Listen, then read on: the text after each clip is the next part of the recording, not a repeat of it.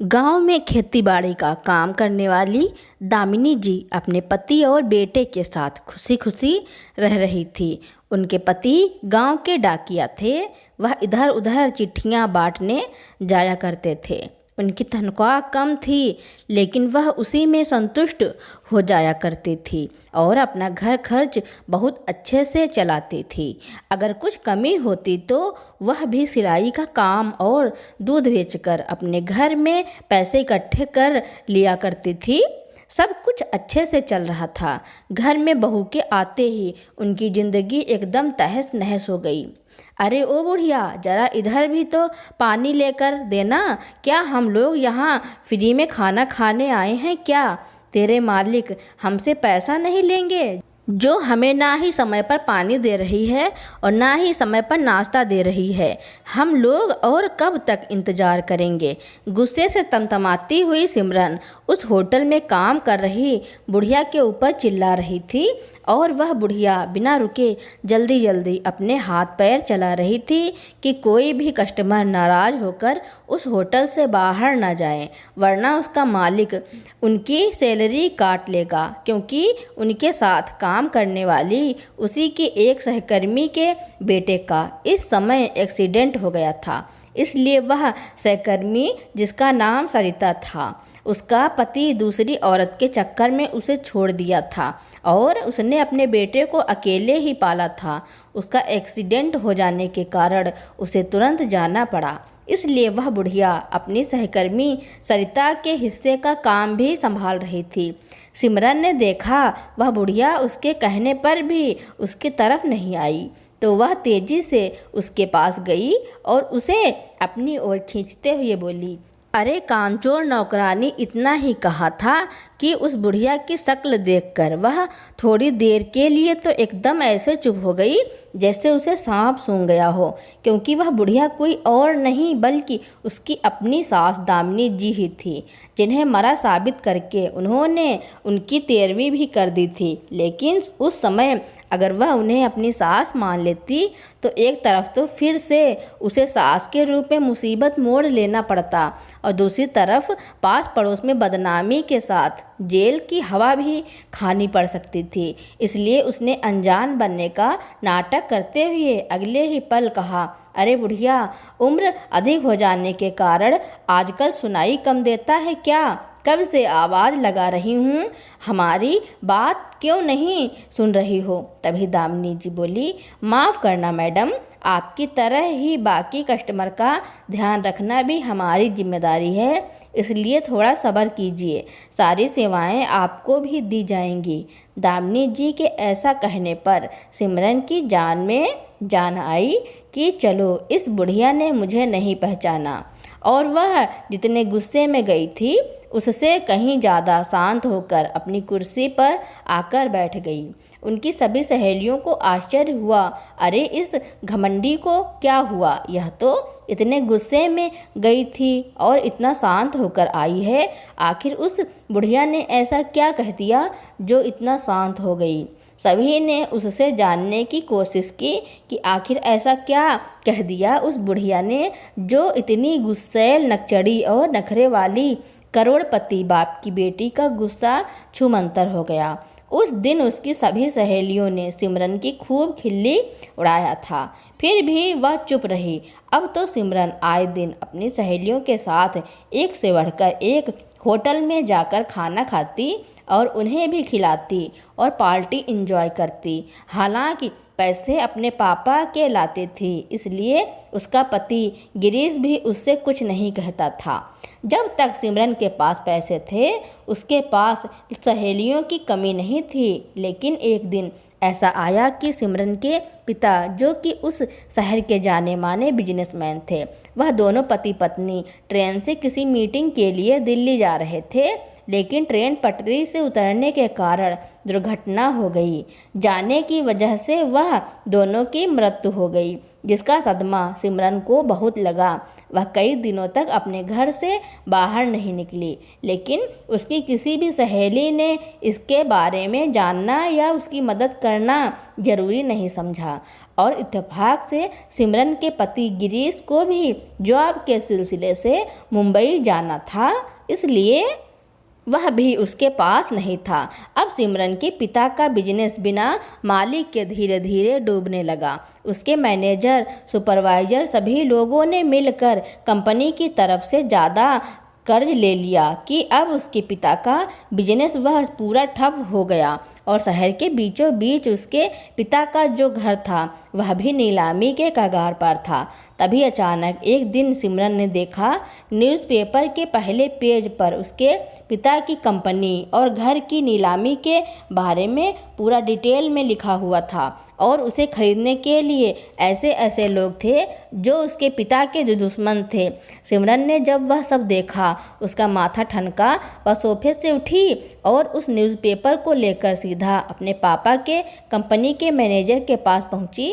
उसका कॉलर पकड़कर उसके ऊपर हाथ उठाया तो उसने उसका हाथ पकड़ लिया और कहा, अरे मैडम, रस्सी जल गई लेकिन ऐंठन नहीं गई, यह क्या कर रही हैं आप? तभी सिमरन ने उसके मुंह पर वह न्यूज़पेपर फेंककर मारते हुए कहा, यह सब क्या है? यहाँ सब क्या हो रहा है?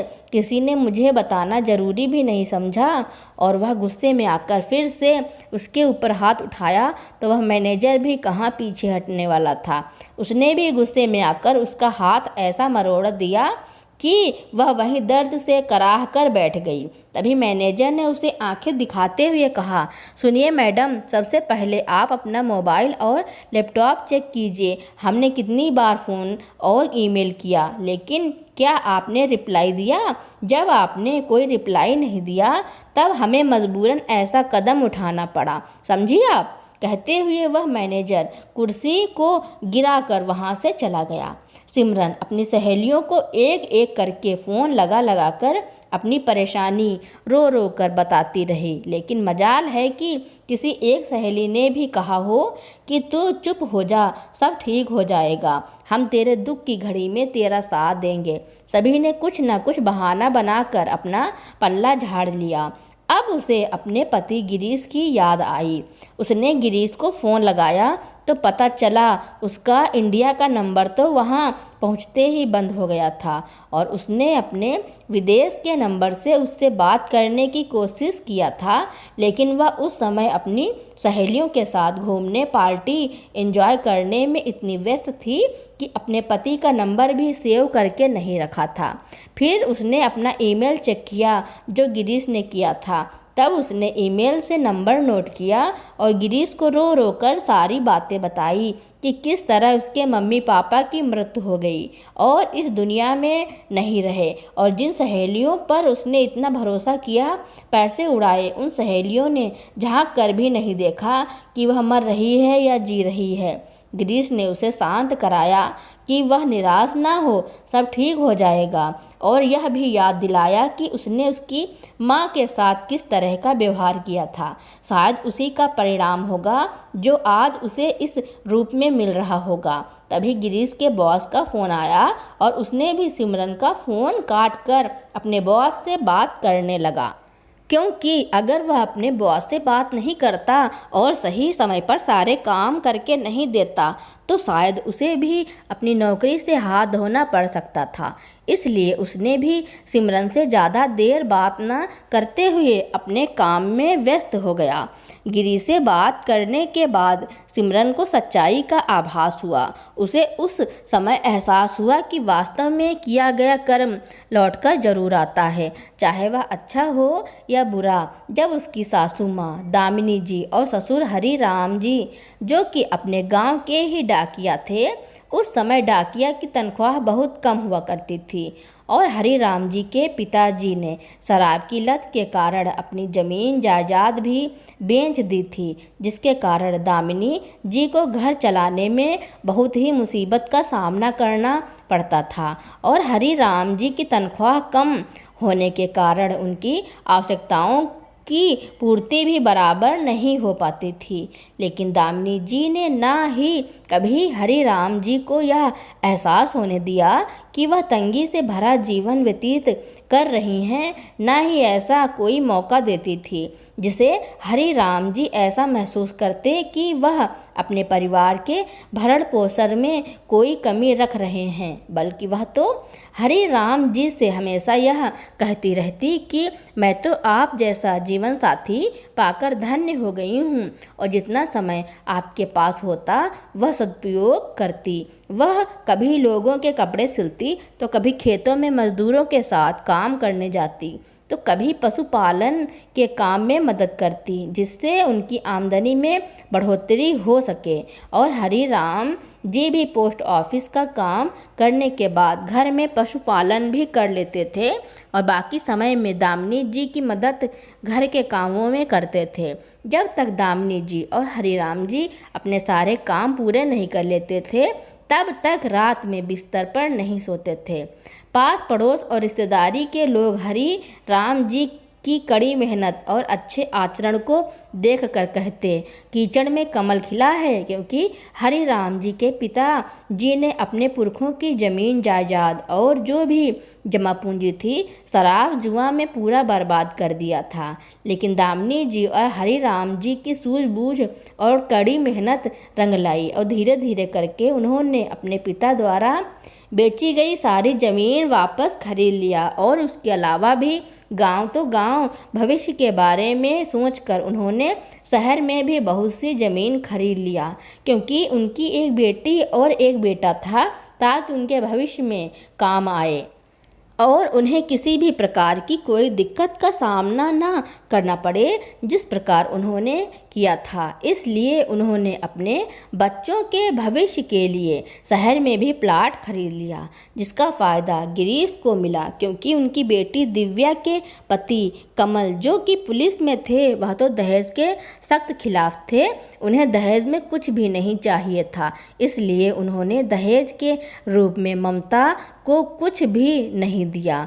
अब गिरीश कंपनी में काम करता था, उसी कंपनी में सिमरन भी काम करती थी, जबकि उसके पापा की उससे भी बड़ी कंपनी थी। लेकिन वह अपने पापा के लिए नहीं बल्कि दूसरे के लिए एक कर्मचारी के रूप में काम करना चाहती थी और वहीं उसे गिरीश पसंद आ गया। वह अपने पिता की इकलौती संतान थी, इसलिए वह जिस चीज़ पर भी हाथ रख देती समझो वह उसी की हो जाती। बस फिर क्या हुआ था, गिरीश उसे पसंद आ गया और यही बात उसने अपने पिता के सामने रख दी। उसके पिता ने जब गिरीश के बैकग्राउंड के बारे में पता लगवाया तो पता चला उसके पिता एक मामूली से डाकिया हैं और माँ हाउसवाइफ है।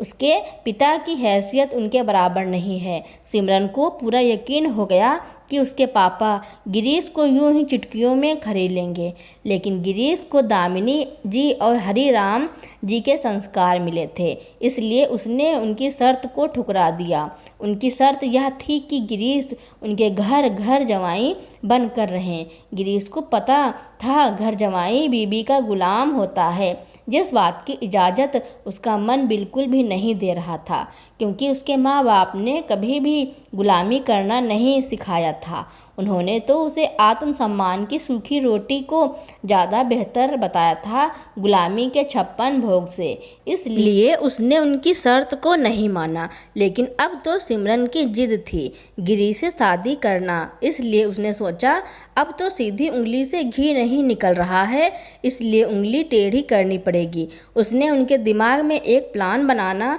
शुरू किया। उससे गिरीश के सामने अपनी हार मानने का नाटक किया कि वह गिरीश को घर जवाई नहीं बल्कि वह खुद शादी के बाद विदा होकर अपने ससुराल जाएगी। सिमरन के इस फैसले से सबसे ज़्यादा खुश थे सिमरन के सास ससुर और गिरीश। अब तो गिरीश और सिमरन की शादी में कोई अड़चन ही नहीं थी, इसलिए उनकी शादी बड़ी ही आसानी से धूमधाम के साथ हो गई। लेकिन दामिनी जी और हरि राम जी को कहाँ मालूम था कि वह जिस बहू को अपने घर की लक्ष्मी समझकर खुशी खुशी अपने घर ले जा रहे हैं, वही लक्ष्मी एक दिन उन्हें नागिन बनकर डस लेगी। शादी के शुरुआती दिनों में तो सब कुछ अच्छा था, क्योंकि तब दामिनी जी और हरी राम जी स्वयं अपनी कमाई कर घर चलाते थे और सिमरन बहू भी नई नई थी, इसलिए वह भी एक आदर्श बहू बनकर अपने ससुराल वालों का दिल जीतने की कोशिश में लगी रही ताकि वह गिरीश को पूरी तरह से अपनी मुट्ठी में कर सके। उसने धीरे धीरे उसके माता पिता के खिलाफ उसके कान भरने शुरू कर दिए। दामिनी जी जो भी काम करती वह उसमें कुछ न कुछ ऐसा कर देती कि गिरीश को अच्छा नहीं लगता। जैसे दामिनी जी गिरीश के पसंद की सब्जी बड़े मन से बनाती तो पहले तो उन्हें इधर उधर जाने देती और उसमें या तो कभी मिर्च डाल देती या फिर कभी नमक ज़्यादा डाल देती, जिससे गिरीश भड़क उठता। या दामिनी जी कभी उसके कपड़े सफ़ेद शर्ट धोकर कपड़ों पर नील चढ़ाती तो सिमरन उन कपड़ों के ऊपर अलग से नील छिड़क देती ताकि गिरीश के कपड़े खराब हो जाएं, जिससे गिरीश को बहुत ही गुस्सा आ जाता और अपनी माँ को उल्टा सीधा कुछ भी कह देता और सिमरन उस बात को लेकर भड़का देती थी, जिससे गिरीश धीरे धीरे अपने माँ बाप से दूर होता चला गया। अब तो उसके माँ बाप उसे सच में गांव के गंवार ही लगने लगते हैं और सिमरन शहर की मॉडर्न लड़की जो कि गिरीश की लाइफ स्टाइल को सही तरीके से चलाना जानती थी।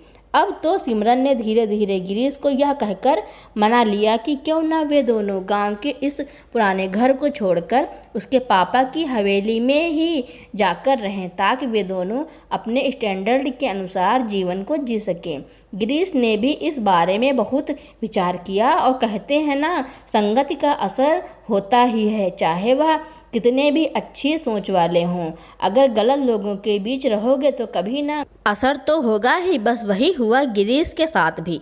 गिरीश को भी अब अपने माँ बाप का बचपन से देखा हुआ वह संघर्ष याद नहीं रहा। अब तो उसे शहर की चकाचौंध ही भाने लगी। अब वह हाई सोसाइटी वालों के जैसा जीवन जीना पसंद करने लगा। इसलिए वह अपने मम्मी पापा से यह बहाना बना दिया कि सिमरन के मम्मी पापा को भी उसकी ज़रूरत है और वह हमेशा के लिए थोड़े ही जा रहा है, वह आता जाता रहेगा और चला गया अपनी पत्नी के साथ उसके मायके में रहने के लिए। गिरीश जैसे ही सिमरन के मायके में रहने के लिए उसके साथ गया, सिमरन को तो मानो उसकी मुँह मांगी मुराद पूरी हो गई। उसने उसी रात पार्टी रखी। उस रात उसके घर में खूब शोर शराबा हुआ। सिमरन ने अपने सभी दोस्तों को बुलाया और जमकर पार्टी का लुत्फ उठाया, लेकिन गिरीश को यह बिल्कुल भी अच्छा नहीं लगा। फिर भी उसने सिमरन से ज़्यादा कुछ नहीं कहा क्योंकि सिमरन अपने मायके में थी। वह पिता के पैसे उड़ाती थी और बात बात पर गिरीश को यह महसूस कराती थी कि यह शहर है, कोई उसका गांव नहीं जहां हर चीज़ पर पाबंदी लगाई जाए। गिरीश को भी थोड़ी शर्मिंदगी महसूस होती कि कैसे वह बात बात पर सिमरन के टोके, इसलिए वह भी उससे कुछ नहीं कहता था। समय यूं ही बीतता रहा, लेकिन एक दिन अचानक दामिनी जी ने गिरीश को फ़ोन किया और रो रो कर उन्होंने बताया कि तुम्हारे पापा को हार्ट अटैक आया है। डॉक्टर ने शहर के किसी बड़े अस्पताल में ले जाने के लिए कहा है। गिरीश ने घबराकर सिमरन को सारी बातें बताई और कार लेकर पहुंच गया अपने पापा को लेने अपने गांव। तुरंत अपने गांव से उसने जल्दी जल्दी में शहर के सबसे बड़े अस्पताल में भर्ती करवाया और डॉक्टर से विनती किया कि वह पापा के इलाज में कोई कमी न छोड़े, पैसों की कोई चिंता न करें। बस फिर क्या था, अब गिरीश को पैसों की ज़रूरत थी और उसके पास इतने पैसे तो थे नहीं, इसलिए उसने सिमरन से अपने पिता के लिए इलाज के लिए पैसे मांगे। अपने पापा के लिए इतनी चिंता देखकर सिमरन तो जल भुन ही गई थी। अब उसे अच्छा मौका मिला था गिरीश को मजबूर करने का। उसने कहा, गिरीश तुम्हारे पापा की तबीयत खराब है, यह तो मुझे भी अच्छा नहीं लग रहा है यार, लेकिन मैं क्या करूं, मेरे पापा की कंपनी भी अभी घाटे में चल रही है। अभी तो हमको हमारा मेंटेनेंस ही पूरा करना मुश्किल हो रहा है यार, बुरा मत मानना, लेकिन इस वक्त तुम्हारी कोई मदद नहीं कर सकती। गिरीश ने अपने 2-4 दोस्तों से मदद के लिए फ़ोन किया, लेकिन उन्होंने भी उसे पैसे देने से इनकार कर दिया और ना कोई फिजिकल मदद की। तभी गिरीश के एक दोस्त ने एक सेठ से मिलवाया जिससे उसने एडवांस में पैसे दिए ताकि वह उसके लिए काम कर सके। गिरीश मान गया, लेकिन तब तक बहुत देर हो चुकी थी। गिरीश के अस्पताल पहुंचने से पहले ही उसके पिता स्वर्ग सिधार चुके थे। गिरीश अब अपने पिता की डेड बॉडी को गांव लेकर चला गया। वहां उनका अंतिम संस्कार किया गया और सिमरन ने कहा, सिमरन अब माँ का क्या करना है? अब पापा तो रहे नहीं कि उनकी देखभाल कर दें। अब तो माँ अकेली हो गई है। अब या तो हम मम्मी को अपने साथ लेकर चलते हैं या फिर हमें यहीं रहना होगा। सिमरन को फिर से वही बात याद आई जो शादी से पहले गिरीश ने किया था, अपने माता पिता को ना छोड़ने का फैसला। फिर क्या था, सिमरन ने भी अपने घड़ियाली आंसू बहाने शुरू कर दिए और कहने लगी, हाँ आशुतोष, तुम सही कह रहे हो। मम्मी को हम अकेले रखने का रिस्क नहीं ले सकते। दीदी भी दूर शहर में रहती है, इसलिए आप इकलौते होने के नाते अपना तो फ़र्ज़ बनता है कि आप उनकी अच्छी तरह ध्यान रखें। इसलिए हम मम्मी को अपने साथ ही शहर लेकर चलते हैं ताकि उन्हें बार बार पापा की याद भी ना आएगी और अपने बेटे बहू के साथ रहेंगी तो उन्हें भी अच्छा महसूस होगा। गिरीश को भी लगा शायद सिमरन बदल चुकी है। माँ के दुख को वह अच्छी तरह समझ रही है। सिमरन क्या समझ रही थी, उसे केवल वही जान रही थी। उसने दामिनी जी से मीठी मीठी बातें करके अपने साथ चलने के लिए तैयार कर लिया, पर बातों ही बातों में एक एक करके घर के सारे काम नौकरों की तरह करवाने लगी, जबकि उसकी मम्मी महारानी की तरह ठाठ से बैठी रहती। सबसे बुरा तो सिमरन को तब लगता जब उसके घर में बड़े बड़े अमीर लोग मिलने आते और दामिनी जी साधारण से कपड़े पहने नौकरों की तरह सबके लिए चाय नाश्ते की व्यवस्था में लगी रहती और कभी गलती से भी किसी ने उनसे बारे में पूछा तो उन्हें अपने सास बताने में सिमरन को बड़ी शर्म आती थी। एक दिन गिरीश ने अपनी माँ को बताया कि उसे कंपनी की ओर से 2 साल के लिए अलग अलग शहर में जाकर कुछ काम करना होगा और वहाँ की जानकारी इकट्ठी करके कंपनी में जमा करना होगा तो उसकी तरक्की होगी। बेटे के जाने की बात से दामिनी जी तो मानो टूट सी गईं, लेकिन दूसरे ही क्षण उन्हें लगा अगर उनका बेटा अच्छा खासा कमाने लगेगा तो उनका और अपना खर्च अच्छे से उठा पाएगा ताकि समय समय पर बहू के ताने सुनने नहीं पड़ेंगे। इसलिए उन्होंने भले ही 2 साल तकलीफ ही सही, लेकिन हमेशा के लिए सुख की घड़ी आ सकती है, इस पर उन्होंने बेटे को जाने से रोका नहीं। वहीं सिमरन गिरीश से बार बार यही कह रही थी कि मेरे पापा के कितनी बड़ी कंपनी है, कई करोड़ का कारोबार है, यह सब तो मेरा ही है और मेरा है तो तुम्हारा भी तो है, तो तुम्हें बाहर जाने और दूसरे के लिए काम करने की क्या ज़रूरत है। लेकिन गिरीश खुदगर्ज था, इसलिए वह सिमरन की बात नहीं मानी और अपनी माँ का आशीर्वाद लेकर चला गया। गिरीश जिस दिन से दूसरे शहर गया बस उसी दिन से दामिनी जी के साथ बुरा बर्ताव करने लगी। वैसे तो गांव से शहर आते ही दामिनी जी के साथ गलत बर्ताव करती थी, लेकिन गिरीश के जाते ही सिमरन दामिनी जी के साथ नौकरों से भी बदतर व्यवहार करने लगी। उसके घर के नौकरों को तो टाइम का खाना तो कम से कम मिलता था, लेकिन दामिनी जी को तो उतना भी नहीं मिलता था। कभी शाम को खाना मिलता तो सुबह नहीं, और अगर सुबह मिलता तो शाम को नहीं मिलता था, क्योंकि सिमरन को लगता था कि गिरीश दामिनी जी के कहने पर ही बाहर गया है, इसलिए वह उन्हें इतना कष्ट देना चाहती थी कि वह गिरीश के आने से पहले ही इस दुनिया को छोड़ दे।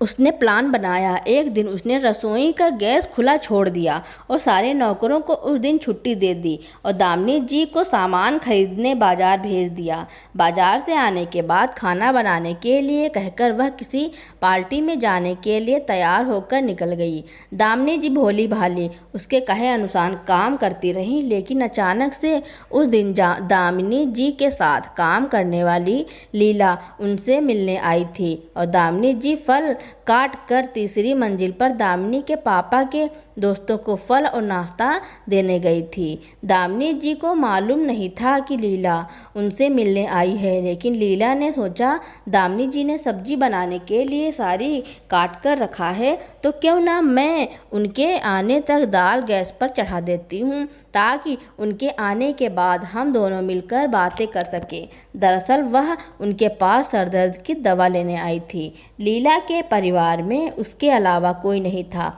इसलिए वह दामिनी को अपने परिवार के सदस्य के रूप में ही मानती थी। लेकिन लीला ने सब्जी फ्राई करने के लिए जैसे ही लाइटर चलाया, पूरे रसोई में आग लग गई। लीला को बाहर निकलने का मौका ही नहीं मिला और उसका दम घुटने के कारण वहीं उसकी मृत्यु हो गई। इतने बड़े घर में आग लग जाने के कारण चारों ओर अफरा तफरी मच गई। तुरंत फायर ब्रिगेड को सूचना दी गई और काफ़ी मशक्क़त के बाद ही आग पर काबू पाया गया। दामिनी जी धीरे धीरे नीचे उतरकर आईं तो उनके घर के गार्डन में काम कर रहे माली ने बताया, आंटी जी आप चुपचाप यहाँ से निकल जाइए, क्योंकि मैं कल ही मैडम को किसी से बात करते हुए सुना था कि आज तो मैंने ऐसा प्लान बनाया है कि बुढ़िया का काम तमाम ही हो जाना है। अब तो सिर्फ हम दोनों पति पत्नी ही रहेंगे तो बड़ा मज़ा आएगा। अब हमको रोकने टोकने वाला कोई नहीं होगा। उसने आगे कहा, आंटी जी हो ना हो शायद इसमें आपके बेटे का भी हाथ हो सकता है, तभी तो उसने ऐसा कहा और आपके बेटे ने आपके बारे में एक बार भी नहीं सोचा, पूरे 2 साल के लिए बाहर चला गया। उसकी बातें सुनकर दामिनी जी को भी विश्वास हो गया कि शायद बहू बेटे की साजिश ही है, इसलिए वे आंखों में आंसू लिए वहाँ से चुपचाप निकल गई। किसी को कुछ भी पता नहीं चला कि वह कहाँ गई और उन्होंने उस माली को अपनी कसम दे दिया था कि वह इस बात को किसी से ना कहें कि दामिनी जी जिंदा हैं। अब दामिनी जी उस घर से निकल तो गईं, लेकिन क्या काम करें उन्हें कुछ भी समझ में नहीं आ रहा था। फिर उन्होंने एक होटल के मालिक से अपनी परेशानी कही। होटल का मालिक लालची किस्म का इंसान था, उसे काम से मतलब था, इसलिए उसने हाँ कह दिया। दामिनी जी की हालत के बारे में सोचा ही नहीं, उनकी मजबूरी के बारे में। अब दामिनी जी दिन रात दौड़ दौड़ कर काम करती और बदले में भर पेट दोनों टाइम खाना खाती। उन्हें सैलरी से कोई मतलब नहीं था, क्योंकि अब किसके लिए पैसे जमा करें। वह अपने जीवन से उदास हो गई थी, इसलिए वह जितना पैसा देता उतना चुपचाप रख लेती थी। उधर घर पर लाश देखकर सिमरन अंदर ही अंदर बहुत खुश हुई, लेकिन घड़ियाली आंसू बहाकर सबको दिखावा किया कि उसकी सास के मरने से उसे बहुत दुख हुआ। उसने गिरीश को भी दामिनी जी के मरने की सूचना दे दी और 13वीं का कार्यक्रम भी कर दिया। उधर दामिनी जी जो कि दया की मूरत थी, वह जो भी काम करती थोड़ा बहुत पैसा होटल का मालिक उन्हें देता, वह सारे रुपए सरिता को दे देती ताकि वह अपना और अपने बेटे का खर्च चला सके। जब सरिता के बेटे का एक्सीडेंट हुआ तब दामिनी जी भी उसे देखने के लिए अस्पताल गई हुई थी। वहीं उन्हें उनके गांव का ज़मीन का दलाल मिल गया।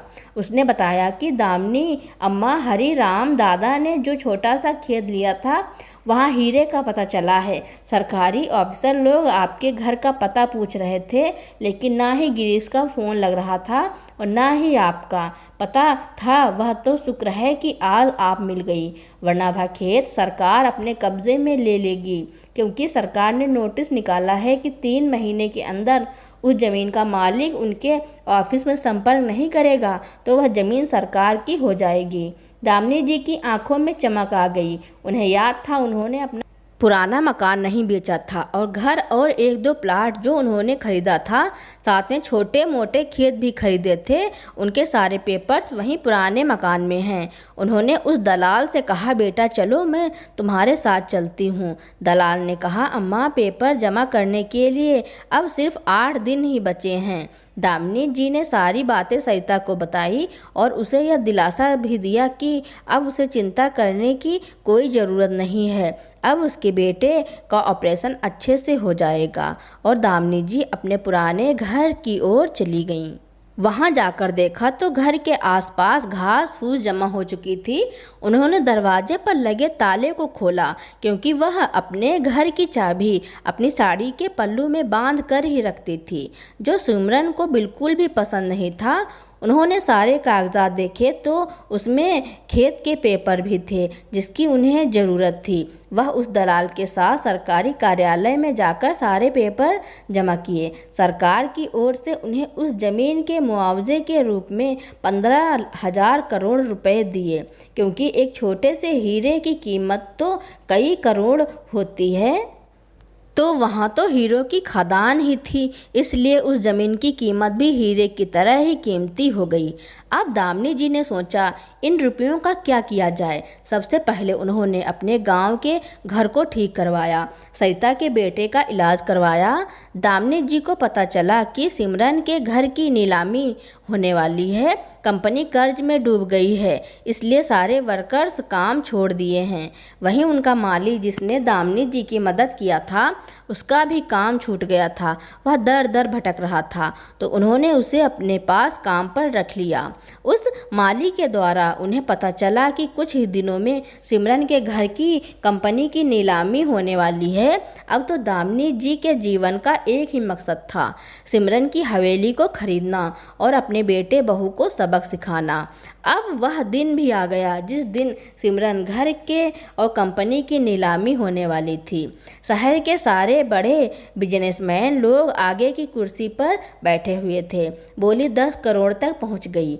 एक चमचमाती कार वहां आकर रुकी। गिरीश और सिमरन के साथ साथ सभी की नज़रें उस कार की ओर थी कि जितनी महंगी और चमचमाती कार में कौन शख्स हो सकता है। दामिनी जी काला चश्मा लगाए, सर पर हैट पहने, चमचमाती साड़ी पहनकर गाड़ी से उतरी। गाड़ी का दरवाज़ा सिमरन के माली ने खोला और कहा, आइए मैडम। सिमरन आपने माली को देखकर आश्चर्यचकित हो गई। अरे यह किसकी नौकरी करने लगा? तभी दामिनी जी भीड़ को चीरती हुई सबके सामने आकर बोली लगाई, 12 करोड़। 12 करोड़ अमाउंट सुनकर सभी लोग भौचक्के होकर उन्हें देखने लगे।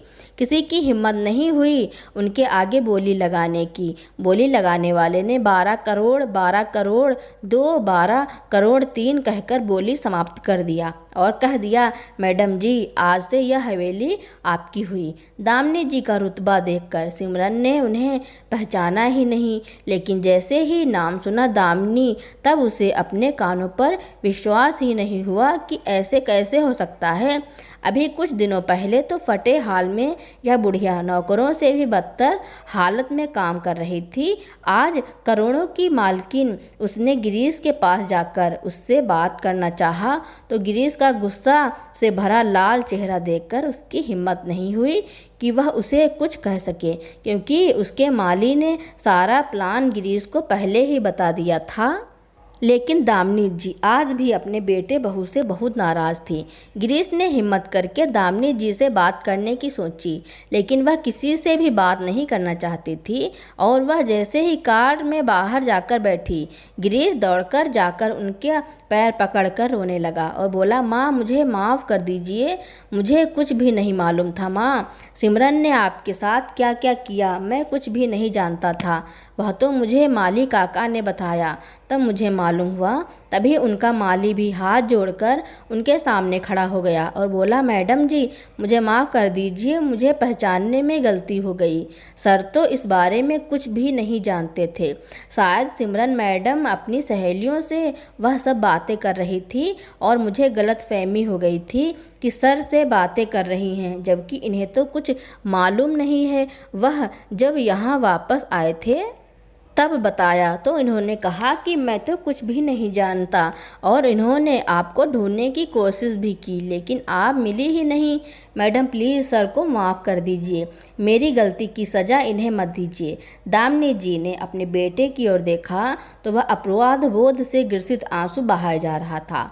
उसका छोटे बच्चों जैसा रोना देखकर दामिनी जी की ममता भी पिघल गई और उसने अपने सीने से लगा लिया। तभी सिमरन ने भी सोचा मैं भी माफ़ी मांगकर मम्मी जी के साथ रह लूं, लेकिन दामिनी जी ने सिमरन की हरकतें अच्छी तरह समझ रही थी, इसलिए उन्होंने उसे माफ़ नहीं किया और अपने बेटे के साथ कार में बैठकर अपने पुराने घर में चली गईं।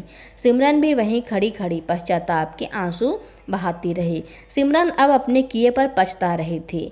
जिस जमीन जायदाद और पैसों पर उसे घमंड था अब उससे दूर जा चुका था। उसकी सास अब करोड़ों की मालकिन बन चुकी थी और गिरीश अपनी माँ के साथ वहीं गांव में ही रहने लगा। कुछ समय बाद दामिनी जी ने अपने बेटे की दूसरी शादी करवा दी, क्योंकि वह ऐसी बहू को अपने साथ नहीं रखना चाहती थी जो उनके मरने का प्लान बनाए। तो दोस्तों, दामिनी जी ने अपनी बहू के साथ जो किया उसके बारे में आपका क्या कहना है, और यह कहानी आपको कैसी लगी कमेंट में ज़रूर लिखना। मेरी कहानी सुनने के लिए आपका बहुत बहुत धन्यवाद। ऐसी ही कहानियाँ सुनने के लिए मेरे चैनल को लाइक, कमेंट, शेयर, सब्सक्राइब एवं बेल आइकन का बटन दबाना ना भूलना, ताकि मेरी नई नई कहानियाँ आप तक पहले ही पहुँचती रहें। Thank you for watching.